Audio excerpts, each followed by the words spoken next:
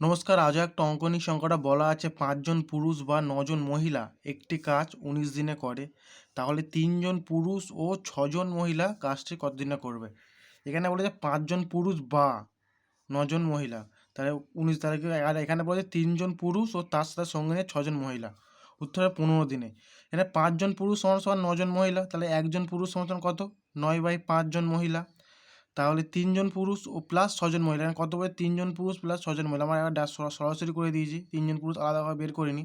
তা ৩ জন পুরুষ প্লাস ৬ জন মহিলা, তা ৩ জন পুরুষ মানে প্লাস ৩ জন পুরুষ, একজন মানে ৯/৫, আর 3 জন পুরুষ মানে 3 গুণ 9/5, তার সঙ্গে 6 যোগ, তাহলে কী হবে ২৭/৫ প্লাস 6, তা ৫ × ৩০, আর ৭ যোগ করলে ৫৭/৫ জন মহিলা বেরোলো।